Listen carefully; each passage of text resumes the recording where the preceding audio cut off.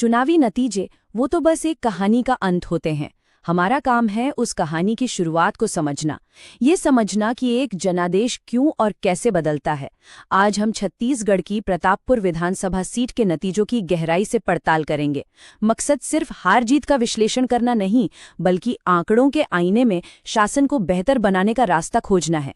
ये राजनीति से परे गवर्नेंस की डेटा इंजीनियरिंग है। ये है प्रतापपुर, छत्तीसगढ़ के सूरजपुर जिले की एक आदिवासी आरक्षित सीट। पर यह सिर्फ एक नक्शा नहीं है, ये वो जमीन है जिसकी धड़कन, जिसके लोगों की जिंदगी यहाँ के जंगलों से जुड़ी है।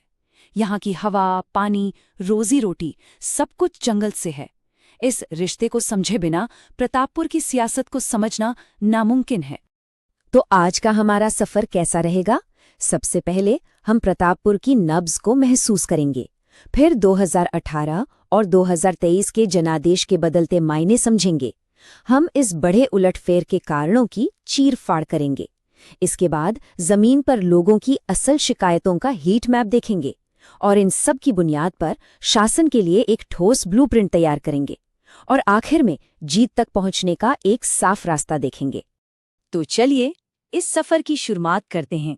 पहला पड़ाव, प्रतापपुर की जमीन और यहाँ के लोगों को समझना, क्योंकि हर कहानी अपनी जमीन से ही शुरू होती है।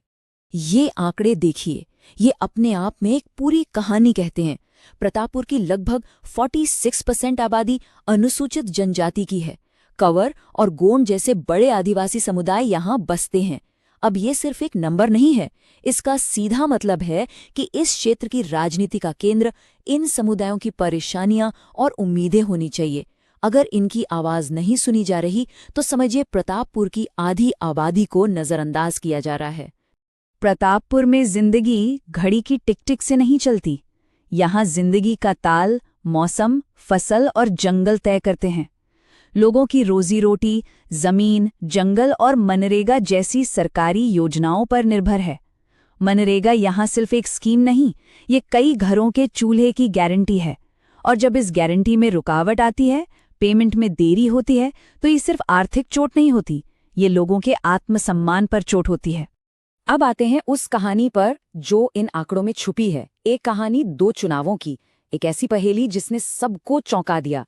2018 की वो जबरदस्त जीत 2023 में एक बड़ी हार में कैसे बदल गई? चलिए इस जनादेश के कोड को डिकोड करते हैं। साल 2018, भारतीय राष्ट्रीय कांग्रेस ने 44,391 वोटों के एक विशाल अंतर से जीत दर्ज की। ये कोई छोटी मोटी जीत नहीं थी, ये एक लहर थी, एक साफ और मजबूत जनादेश। लोगों ने उम्मीद के लिए वोट किया था, ये एक शिखर था। और फिर देखिए, सिर्फ 5 साल बाद 2023 में पासा पूरी तरह पलट गया। कांग्रेस 11,708 वोटों से हार गई।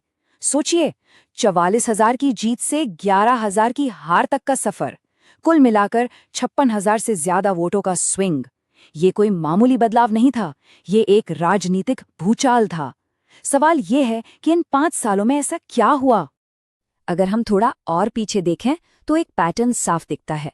2008 में कांग्रेस, 2013 में बीजेपी, 2018 में फिर कांग्रेस और 2023 में फिर बीजेपी। प्रतापपुर एक स्विंग सीट है। यहाँ के वोटर किसी एक पार्टी से बंधे नहीं हैं। उनकी वफादारी की एक शर्त है, और वो शर्त है काम और भरोसा।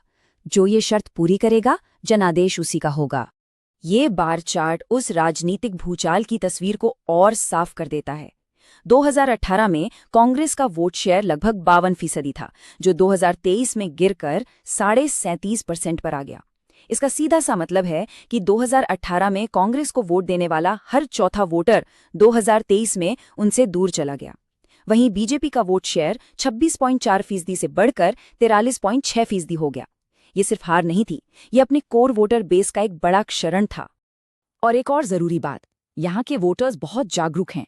2018 में लगभग 84% वोटिंग हुई थी। इतना ऊंचा मतदान बताता है कि लोग अपने भविष्य को लेकर कितने गंभीर हैं। जब लोगों की रोजी रोटी दांव पर लगी हो तो वोट डालना महज एक अधिकार नहीं, एक ताकत बन जाता है।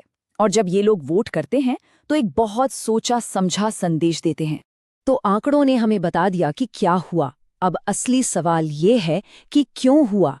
2023 में प्रतापपुर की जनता ने आखिर क्या संदेश दिया? इस बड़े उलटफेर को समझने के लिए हमें इसकी गहराई में उतरना होगा, इसकी चीर-फाड़ करनी होगी।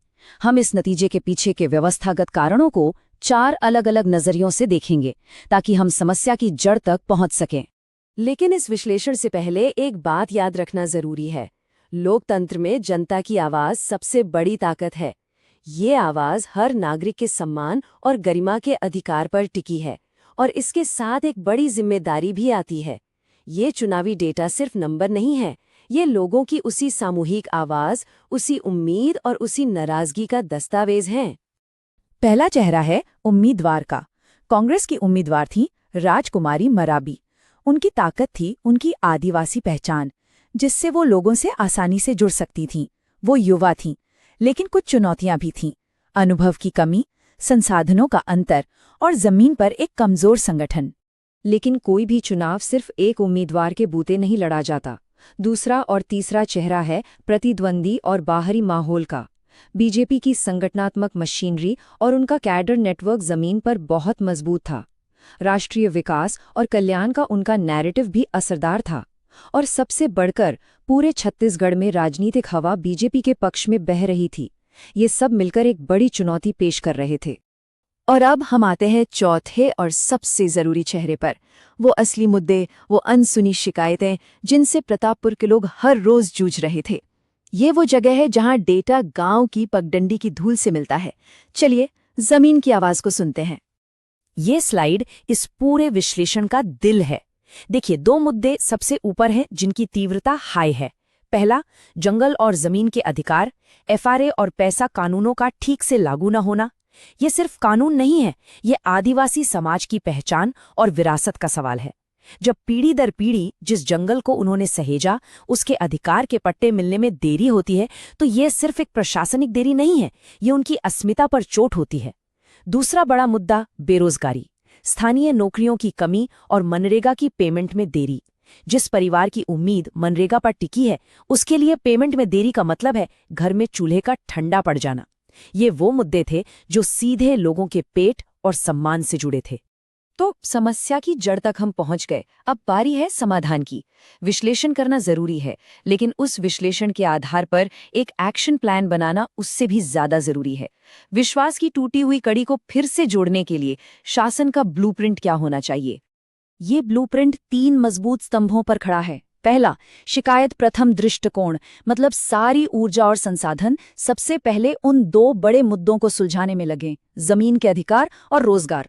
दूसरा, हाइपर लोकल संवाद, बड़े शहरों से भेजे गए संदेश यहाँ काम नहीं करते। बात लोगों की अपनी बोली में, सरल भाषा में और सीधे उनके मुद्दों पर होनी चाहिए। व्हाट्सएप और ऑडियो संदेशों के जरिए व्यक्तिगत पहुंच बनानी होगी। और तीसरा स्तंभ, जमीनी संगठन। संगठन को ऊपर से हुक्म देकर नहीं, बल्कि गांव के स्तर से नीचे से ऊपर की ओर फिर से बनाना होगा। और जब हम व्हाट्सएप जैसे माध्यमों की बात करते हैं, तो एक जरूरी उसूल को समझना होगा। आज के भारत में निजता एक बुनियादी अधिकार है। हमारे डेटा संरक्षण कानून के तहत किसी से संवाद करने से पहले उनकी सहमति लेना जरूरी है। ये सिर्फ एक कानूनी मजबूरी नहीं, ये हर नागरिक के प्रति सम्मान दिखाने का तरीका है। आप सिर्फ संदेश नहीं भेजते, आप संवाद करने का अधिकार अर्जित करते हैं। एक अच्छी रणनीति अगर सिर्फ कागज पर रह जाए तो वो एक खूबसूरत सपना है और कुछ नहीं। चलिए इस ब्लूप्रिंट को एक टाइमलाइन पर रखते हैं। अब देखते हैं एक 90 दिन की एक्शन प्लान जो इस रणनीति को जमीन पर उतारेगी। इस 90 दिन के अभियान के 3 साफ चरण हैं। पहला चरण D90 से D61 तक, जमीन को समझना। 100 से ज्यादा गांवों में जाकर लोगों की शिकायतों को दर्ज करना, सुनना और एक डेटाबेस तैयार करना। दूसरा चरण D60 से D8 तक, लोगों को जोड़ना, छोटे छोटे स्थानीय कार्यक्रमों के जरिए एक सकारात्मक माहौल बनाना। और तीसरा और आखिरी चरण D7 से D0 तक, गेट आउट द वोट। ये एक डेटा पर आधारित, गहन और लक्षित अभियान होगा जिसका एक ही मकसद होगा, हर समर्थक वोटर को पोलिंग बूथ तक पहुंचाना। ये रणनीति से अमल तक का एक अनुशासित सफर है।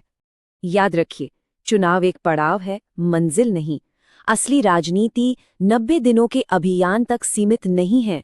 ये उन पूरे 5 सालों के बारे में है जो 2 चुनावों के बीच होते हैं।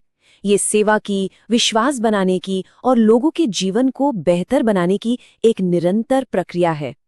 If you want to become a people-centric leader and uplift your constituency, Get in touch with Blueprint Strategies AI at mgr@blueprintstrategies.ai or call 080-4204-1602. Purpose beyond politics.